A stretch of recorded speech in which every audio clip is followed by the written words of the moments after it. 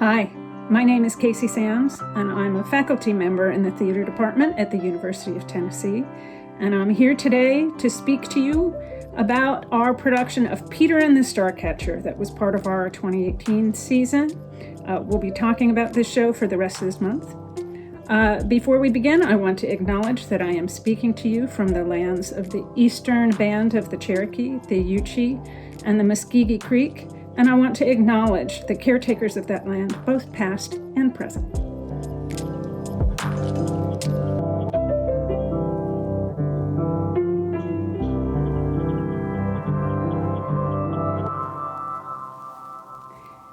Peter and the Starcatcher is a play that's really about the origin story for both Peter Pan and Captain Hook. It's based on a young audience novel by David Barry and Ridley Pearson, and the stage adaptation was done by Rick Ellis.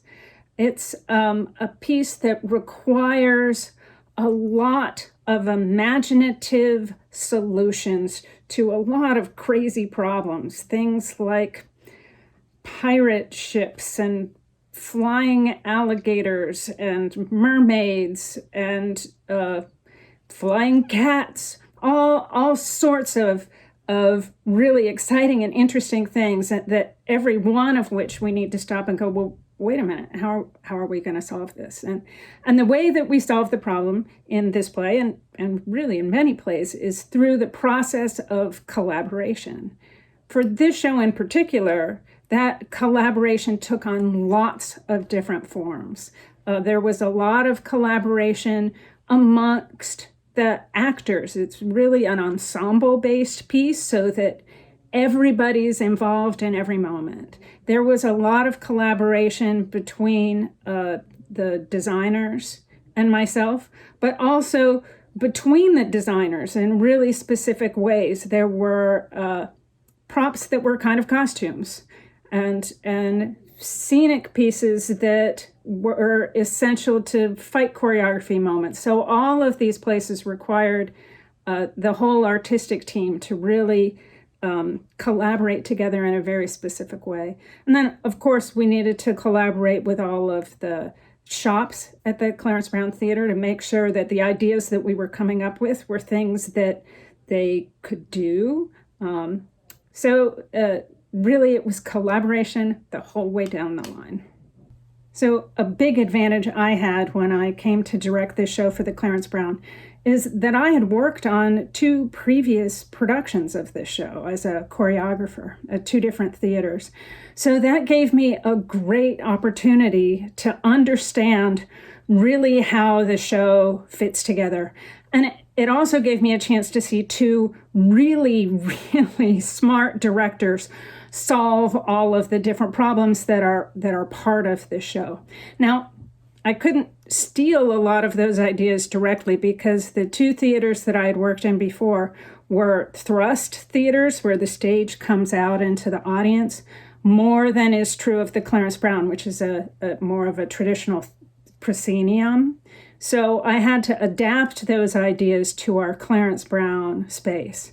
But having seen those solutions really helped me understand what it was that the play needed to do so that it was visually exciting and interesting, but also so that the storyline was clear. The first act of this play, especially, is really complicated and convoluted, and it would be easy to lose track of what's happening in the plot if you get too involved in being super clever with solving all of your technical problems.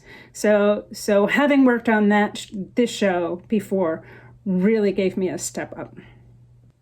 One of the really rewarding things about working on Peter and the Starcatcher was how well it aligned with Clarence Brown's mission for our theater, that it really meshed the professional theater and the educational mission in a spectacular way.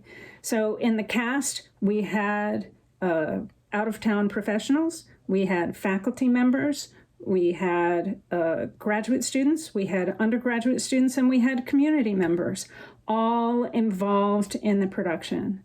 on the design side, we had graduate student designers and faculty designers. So we really found ways to integrate the professional theater and the educational mission of our program in a way that I think is exactly what Clarence Brown envisioned for us. Peter and the Starcatcher is a play that really celebrates childhood and imagination and storytelling, and all of those things are really fun and really great.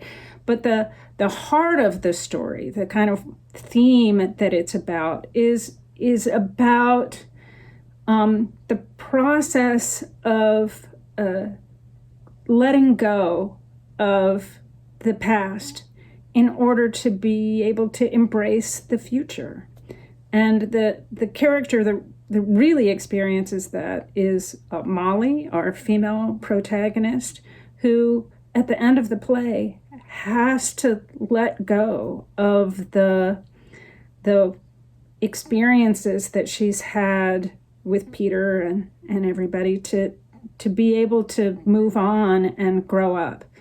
And one of the things that I find really beautiful and moving about this play is that I think Molly recognizes that as it's happening to her.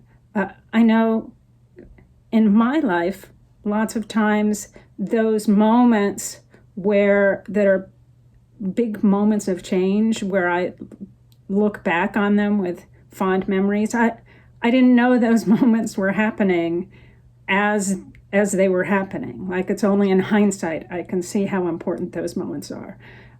For Molly, she knows that this is an important moment for her right now, and for the audience, I just think that's a really satisfying and moving thing to be a part of. And then we have on the other side Peter, who chooses not to let go and stay where he is. That's a choice that we all have to make sometimes. So for the rest of this month, we're going to have other folks from Peter and the Starcatcher coming and talking to you about what their experience was like working on this highly collaborative process. We'll have folks from the cast, we'll have designers, we'll have some people from the production staff at the Clarence Brown talking to you about their contribution and how they saw this process. So I hope you come back and join us for those episodes. And thanks so much for being with me today.